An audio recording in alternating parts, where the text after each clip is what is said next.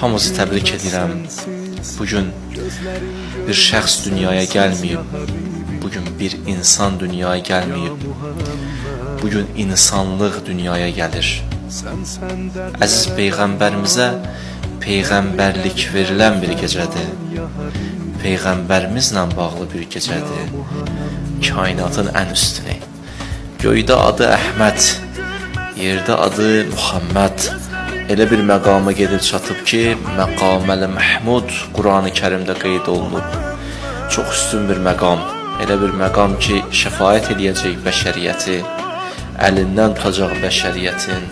Elə bir şəxsiyyət ki, biz biri digərimizə təşəkkür eləyəndə, həmd eləyəndə, səna eləyəndə bir payda gedir Peyğəmbərə çatır.